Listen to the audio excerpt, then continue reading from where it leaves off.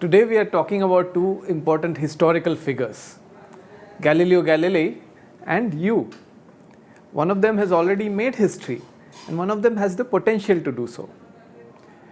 So to take this conversation in a proper direction, let's think of this question.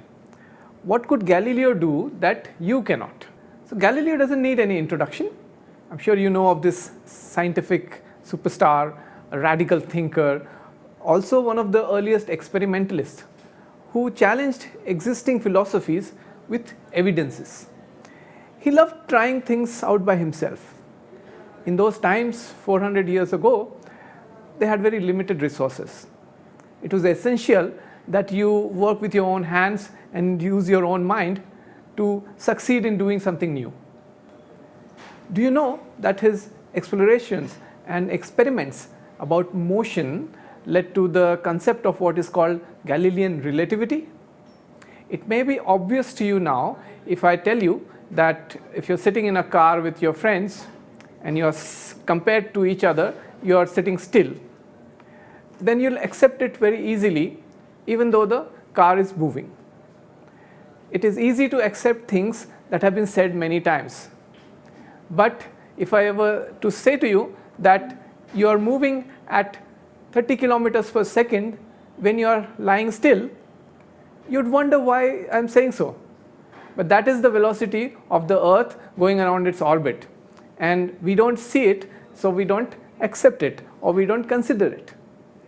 This is something very unique which Galileo did, and he proposed the concept of inertia, and that led to the proposal of Galilean relativity. This was a radical outlook that Galileo had, and to support this new outlook, he had to depend on experiments. These were done using very rudimentary equipment. He had to both design these experiments and had to create his own equipment. That is something which is very commendable. Of course, he is more popularly known for his other achievement, which is the use of his optical tube, something which we popularly call as the telescope. Although he did not invent it, he had heard that there was such a thing designed which could magnify things which were far away up to 20 to 30 times. This was an optical instrument, and he set upon making one himself. It took weeks for him to grind pieces of glass into shapes which were like lenses, and then he had to put them into a tube and put them on a stand, and then he turned it to the heavens. The heavens, of course, was a place full of myth and gods. It was forbidden to look there, but Galileo dared to peek into their affairs. When he looked through his telescope, he saw the sun had sunspots. He looked at the moon and he saw these beautiful craters and other features on it which were unseen till then. He looked at Jupiter and discovered 4 tiny bodies which actually went around it. These were the Galilean moons as we know them now. He looked at the Milky Way and saw myriads of tiny things which are stars, and that the Milky Way was not one big thing. He looked at planets like Venus and actually discovered its phases, which confirmed the theory which Copernicus had been talking about at that time. This was contrary to the popular belief that the Earth was at the center of everything, we were the most important, and everything moved around us, everything happened for us. It took a lot of time for this to get accepted, but Galileo was the first person to give this evidence that we are a lesser part of a much bigger system. He could change our worldview with a lot of hard work, and a lot of it was actually do it yourself. Now, the effect that Galileo's telescope had on his contemporaries is still a wonderful reflection of what we experience even now 400 years later. One, we are reluctant to accept daring and unconventional ideas. And two, we don't want to waste efforts doing things that we think are already done and proven by experts. Don't we often see things that we know and overlook things that we don't know? We understand that it may be prudent to see those things, but then one has to think differently and work differently. Coming closer to home, We also have the example of Raja Savai Jai Singh of Amber, who was a contemporary of Galileo and was equally interested in the skies. Again, he was not a person to be restrained by accepted facts. He wanted to explain some minor errors that he saw in various tables of astronomical observations done by expert astronomers of those times. He knew that there were discrepancies in the movements of planets which did not match with these tables. So he set out to refine them and make them more accurate. Thus, he ended up building his huge stone observatories, which we now popularly know as the Jantar Mantars. These are our historical treasures, but then they also still have this amazing accuracy. Sadly, such role models are only vaguely known to us. We are too busy running around on this tiny planet in this vast universe, which in fact these people had helped us uncover. There are many such other names in the field of space and astronomy, right from Aryabhatta to Govind Swarup, from Leelavati to S. Sita, who have achieved great feats with simple, dedicated efforts.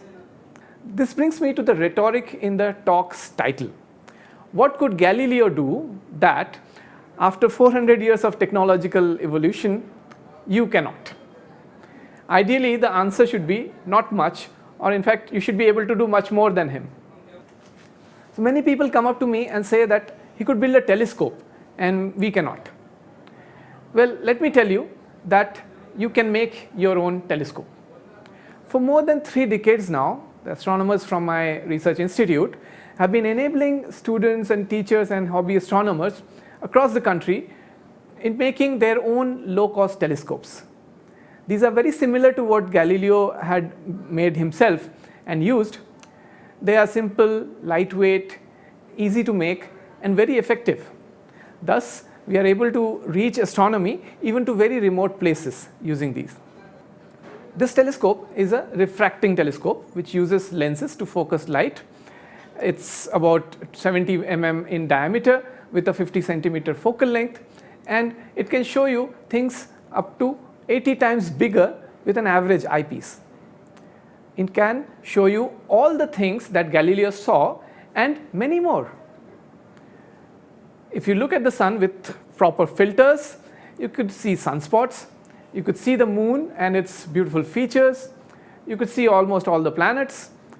The moons of Jupiter are very clear with this, and you could even see things which Galileo did not understand, like comets, like star clusters, like nebulae, and nearby galaxies. In fact, let me tell you that you can also click really amazing pictures of these celestial bodies using even your mobile camera. This is something that Galileo did not have the luxury of using. He used to draw the things that he saw in his notebook and did all his research based on that. Now I will show you how to assemble a telescope with some lenses and other easily available material. To make your own telescope like Galileo's, you need a lens. You can either make it yourself by grinding glass pieces, or you can buy it off shelf from the market. There is also another set of lenses which go into the eyepiece. These are the most precious of the telescope. The lens then goes into the lens holder, which keeps the lens from falling out. After finding out the focal length of the lens, you can then cut out any piece of PVC pipe and just put it in the lens holder so that you get the proper focal length. At the end of it, you attach a eyepiece holder so that the eyepiece can be now put inside, and it also allows you to slightly focus the light to match what your object is focused. And there you have your own telescope made complete. So you see how easy it is to make a telescope by yourself. Now you can start off your own observations, your own explorations of the sky, and maybe you'll be interested in having better and better telescopes. Yes, there are also DIY designs available for more powerful telescopes. So what we did just now, making our own telescope, looking up at the sky with it, enjoying the beauty, it is called amateur astronomy. Okay. But there are many hobby amateurs who are more diligent. They're not just enjoying the views of the sky, but they're actually taking data, taking information, collecting pictures and videos of the sky so that they can add to scientific information. Now, these hobby amateur astronomers are keeping a regular track of objects in the sky and their motions. The sky is a large area, and there are patches of it which professional telescopes may not be able to survey all the time. This is where amateur astronomers can contribute a lot with their observations. Look at this video taken by some of our hobbyists while they were looking at the planet Jupiter. You see it shimmering because of some turbulence in the air, but now you can see some white spot appearing on the disk of Jupiter, on the face of Jupiter. This is an impact of an asteroid or some large rock on Jupiter, and it was caught because some astronomers across the world were looking at Jupiter at some time or the other.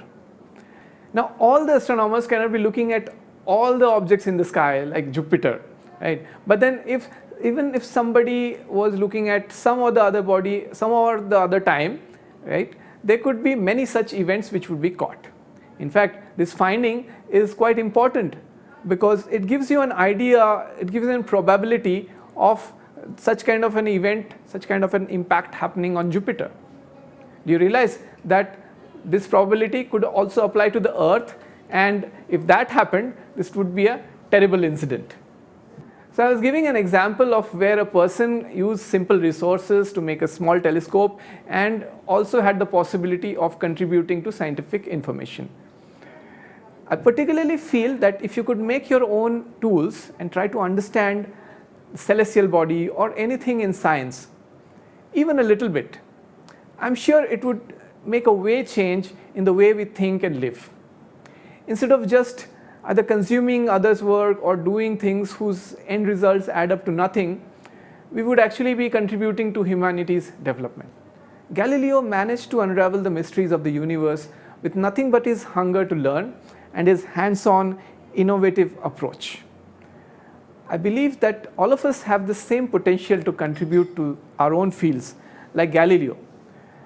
But that is possible only if we use our curiosity to learn and this learn it yourself attitude. Imagine what we could do if we were all giving some time to even one new exploration or one new learning or one new hands-on experience with the aim of bettering the future of the human race.